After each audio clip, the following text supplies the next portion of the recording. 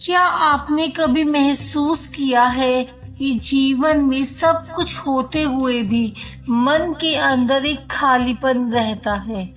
कभी डर सताता है, कभी भविष्य की चिंता, कभी अपनों से बिछड़ने का भय और कभी असफलता का डर। हम रोज जीते तो हैं, पर शांति से नहीं जी पाते।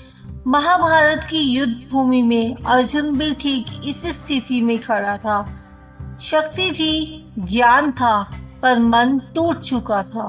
उसी समय भगवान श्री कृष्ण ने जो ज्ञान दिया वही है भगवत गीता का अध्याय नंबर 2, जिसे जीवन बदल देने वाला अध्याय भी कहा जाता है।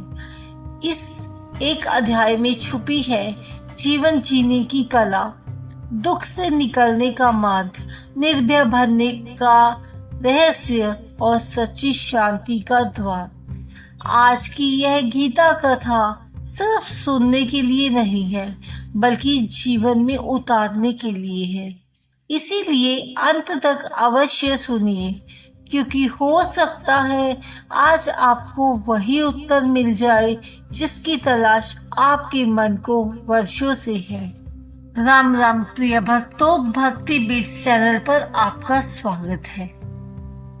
आज का विषय है भगवत गीता अध्याय 2 से हमें क्या सीख मिलती है। इसे विस्तार से जानेंगे। सबसे पहले हमारे चैनल को सब्सक्राइब कर लें और इस कथा के अंत तक बने रहें, ताकि आपको गीता के अध्याय 2 का संपूर्ण ज्ञान प्राप्त हो सके। प्रिय भक्तों, कुरुक्षेत्र की पवित्र भूमि, चारों ओर शंखों की ध्वनि, योद्धाओं की विशाल सेनाएं और बीच में खड़ा अर्जुन। उसके हाथ कांप रहे थे, धनुष नीचे झुक गया था, आंखों में आंसू थे और मन में गहरा मोह था। अर्जुन बोला, हे कृष्ण, मैं नहीं लड़ सकता। यह वही पल था जब संसार को मिला गीता का अमर ज्ञान। अध्याय नंबर 2, जहां से शुरू होती है जीवन की सच्ची समझ। भक्तों, भगवान श्री कृष्ण ने अर्जुन की ओर प्रेम से देखा और मुस्कुराते हुए कहा, तुम जिनके लिए शोक कर रहे हो, आंसू बहा रहे हो, उनके लिए शोक करना उचित नहीं है। यह सुनकर अर्जुन हैरान रह गया, पर यही था ज्ञान का पहला द्वार। हम भी जीवन में लगभग हर दुख का कारण गलत समझ से पैदा करते हैं। हम सोचते हैं धन मिलेगा तो सुख मिलेगा, लोग साथ रहेंगे तो शांति मिलेगी, सब कुछ हमारे अनुसार होगा तो जीवन अच्छा होगा। लेकिन जब ऐसा नहीं होता तो मन टूट जाता है। इससे यह समझ आता है कि दुख परिस्थिति से नहीं, हमारी सोच से पैदा होता है। यदि सोच बदल जाए तो वही परिस्थिति शांति का कारण बन सकती है। कृष्ण आगे कहते हैं, ज्ञानी व्यक्ति न जीवित के लिए शोक करता है न मृत के लिए, क्योंकि वह जानता है जो आया है वह तो जाएगा ही, जो बदला है वह बदलेगा, और यही संसार का नियम है। परिवर्तन को स्वीकार करना शांति की पहली सीढ़ी है। जो व्यक्ति परिवर्तन से लड़ता है वह दुखी रहता है, और जो स्वीकार कर लेता है वह शांत हो जाता है। धीरे धीरे अर्जुन का मन सुनने के लिए तैयार हो रहा था और कृष्ण उसे ले जा रहे थे आत्मज्ञान की ओर। और यहीं से शुरू होती है अध्याय नंबर 2 की सबसे महान शिक्षा, जो कि आत्मा का सत्य थी।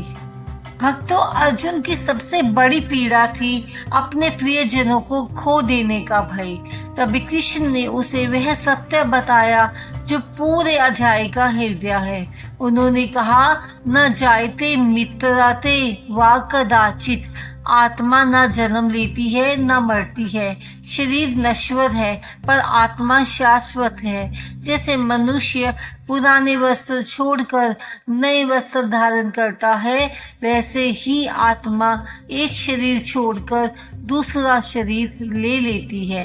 अर्जुन जिस मृत्यु से डर रहा था वह केवल शरीर की मृत्यु थी, आत्मा की मृत्यु नहीं थी।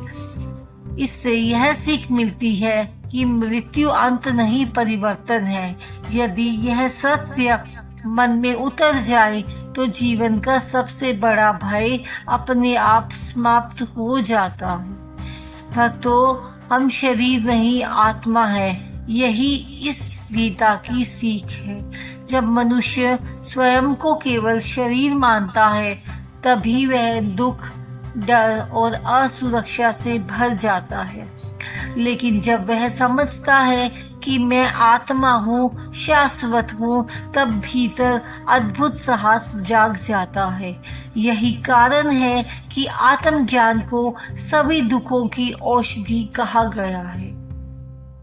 और कृष्ण धीरे धीरे अर्जुन को इसी औषधि की ओर ले जा रहे थे।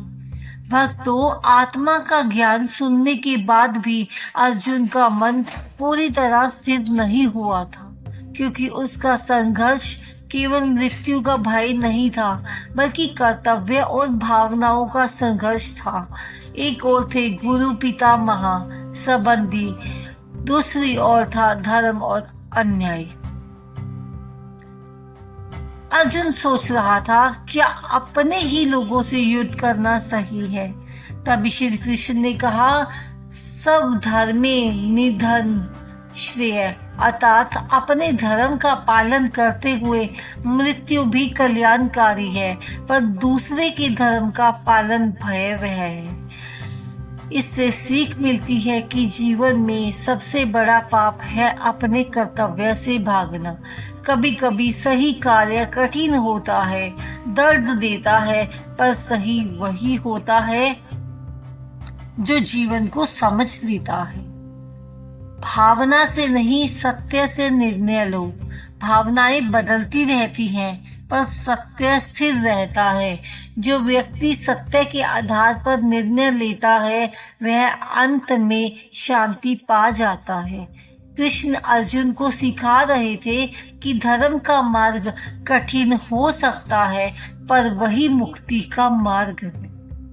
अब श्री कृष्ण अर्जुन को अध्याय 2 का सबसे व्यवहारिक रहस्य बताते हैं, वह है समत्व। उन्होंने कहा, सुख दुख, लाभ हानि, जय पराजय, इन सब को समान मानकर कर्म करो, यही है योग। इससे सीख मिलती है कि मन परिणाम से जुड़ता है तो चिंता पैदा हो जाती है। जब हम सोचते हैं अगर मैं हार गया तो लोग क्या कहेंगे, अगर सफलता ना मिली, तभी डर जन्म ले लेता है। केवल कर्म पर ध्यान दो, परिणाम भगवान पर छोड़ दो। जब मनुष्य ऐसा करता है तो उसके भीतर अद्भुत शांति आती है। वह काम भी बेहतर करता है और चिंता से भी मुक्त रहता है। धीरे धीरे अर्जुन का मन बदल रहा था, अज्ञान हट रहा था और ज्ञान का प्रकाश फैल रहा था। लेकिन इस अध्याय का ज्ञान अभी और गहरा होने वाला था। अब श्री कृष्ण बताएंगे कर्म योग, बुद्धि योग, स्थित प्रज्ञ अवस्था का रहस्य। श्री कृष्ण ने अर्जुन से कहा, सुख दुख, लाभ हानि, जय पराजय, इन सबको समान मानकर कर्म करो, यही योग है। यह वचन केवल युद्ध भूमि के लिए नहीं, पूरे जीवन के लिए है। हमारा मन हर पल परिणाम से जुड़ा रहता है। सफलता मिले तो खुश हो जाते हैं, असफलता मिले तो मन दुखी हो जाता है, प्रशंसा मिले तो अहंकार आ जाता है, आलोचना मिले तो पीड़ा हो जाती है। इसी उतार चढ़ाव को कृष्ण अस्थिरता कहते हैं। इससे सीख मिलती है कि स्थिर मन ही सच्ची शक्ति है। जो व्यक्ति परिस्थिति से नहीं टूटता वही जीवन में आगे बढ़ता है। समत्व का अर्थ भावनाहीन होना नहीं है, बल्कि भावनाओं का स्वामी बनना है। जब मन सम रहता है तभी बुद्धि सही निर्णय लेती है और जीवन में शांति उतरती है। अब श्री कृष्ण अर्जुन को सबसे व्यवहारिक मार्ग बताते हैं, वह है कर्म योग। उन्होंने कहा, कर्मण्येवाधिकारस्ते मा फलेषु कदाचन, अर्थात तुम्हारा अधिकार केवल कर्म करने में है, फल पर नहीं है। भक्तों, मनुष्य का अधिकांश दुख फल की चिंता से पैदा होता है। अगर सफलता ना मिली तो लोग क्या कहेंगे, मेहनत बेकार गई तो इसी चिंता से मन थक जाता है। कर्म योग सिखाता है, पूरे मन से कर्म करो, पर परिणाम भगवान को समर्पित कर दो। इससे हम सीखते हैं कि जब हम समर्पण से काम करते हैं तो काम पूजा बन जाता है और जीवन साधना बन जाता है। ऐसा व्यक्ति काम करते हुए भी शांत रहता है और असफलता में भी नहीं टूटता। कर्म योग के बाद कृष्ण अर्जुन को ले जाते हैं बुद्धि योग की ओर।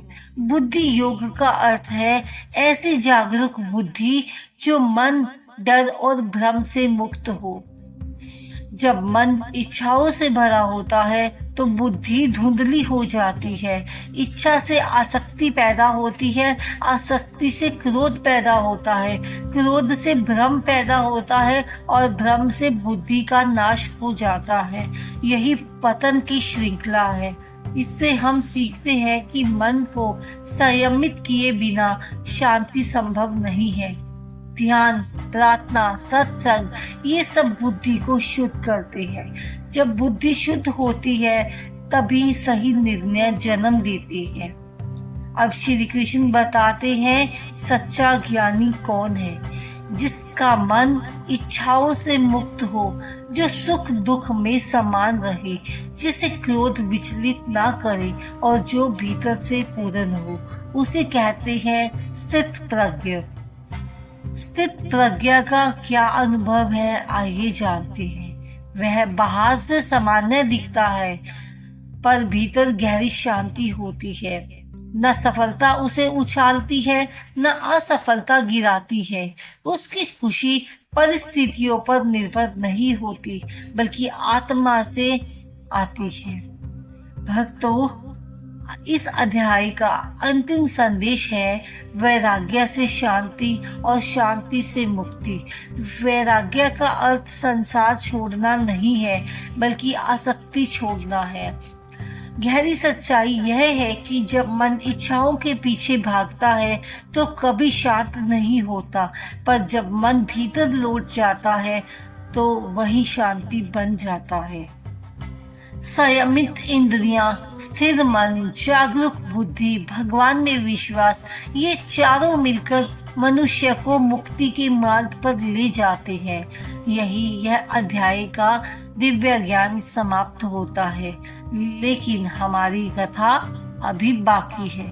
प्रिय भक्तों, कुरुक्षेत्र की वह युद्ध भूमि सिर्फ हजारों वर्ष पहले की कहानी नहीं है, वह युद्ध भूमि आज भी हमारे जीवन में मौजूद है।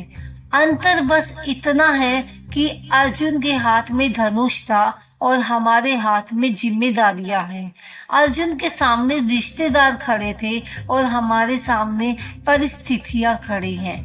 अर्जुन के मन में मोह, डर और भ्रम था और वही सब आज हमारे मन में भी है। इसीलिए भगवत गीता का ज्ञान केवल इतिहास नहीं, जीवन का सत्य है।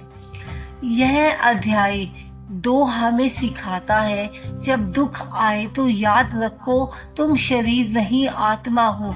जब डर सताए तो याद रखो परिवर्तन ही संसार का नियम है।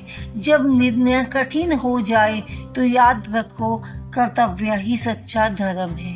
जब मन बेचैन हो जाए तो याद रखो समतव ही शांति का मार्ग है। और जब जीवन उलझ जाए तो बस इतना याद रखो कि कर्म करते रहो, फल भगवान को सौंप दो। हो सकता है आज आपका मन भी थका हुआ हो, शायद आप किसी दर्द से गुजर रहे हो, शायद कोई निर्णय आपको भीतर से तोड़ रहा हो, या शायद आप शांति खोजते खोजते थक चुके हो। अगर ऐसा है तो श्री कृष्ण का यह दिव्य संदेश सिर्फ अर्जुन के लिए नहीं था, आपके लिए था। हाँ, आपके लिए ही, क्योंकि भगवान कभी देर नहीं करते। वे सही समय पर सही ज्ञान देते हैं और शायद आज वही सही समय है। आज से अपने जीवन में एक छोटा सा परिवर्तन कीजिए। परिस्थितियों को दोष देना छोड़ दीजिए। अपनी सोच को बदलना शुरू कीजिए। डर से भागना छोड़िए, कर्तव्य निभाना शुरू कीजिए। फल की चिंता छोड़िए, समर्पण करना शुरू कीजिए।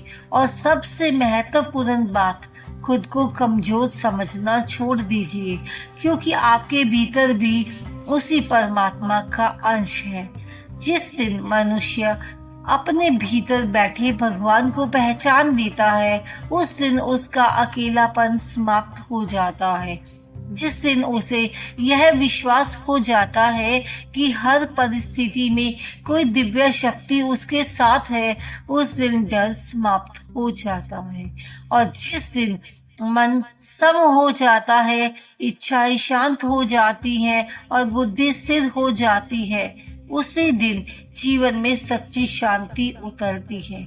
यही है गीता का सार, यही है अध्याय 2 का संदेश, और यही है वह मार्ग जो मनुष्य को दुख से शांति, भ्रम से सत्य और मृत्यु के भय से अमर आत्मा की पहचान तक ले जाता है। अगर इस गीता कथा ने आपके हृदय को छुआ हो, आपके मन को थोड़ा सा भी शांत किया हो, तो हमें कमेंट में जरूर लिखें जय श्री कृष्णा, ताकि हम सब मिलकर इस दिव्य ज्ञान की ज्योति हर घर तक पहुंचा सके। वीडियो को लाइक करें, अपने परिवार और मित्रों के साथ इसे शेयर करें। ऐसे ही गीता, भक्ति, आत्मज्ञान से भरी दिव्य कथाएं सुनने के लिए हमारे चैनल भक्ति बीट्स को अभी सब्सक्राइब कर लें। मैं हृदय से प्रार्थना करती हूँ कि भगवान श्री कृष्ण आपकी हर चिंता हर ले, आपके मन को स्थिरता दे, आपके जीवन को सही दिशा दे और आपकी हृदय को भक्ति, शांति और प्रकाश से भर दे। फिर मिलेंगे एक नई गीता कथा, एक नई दिव्य संदेश और एक नई आंतरिक यात्रा के साथ। तब तक के लिए हरि ओम, जय श्री कृष्णा। धन्यवाद दोस्तों।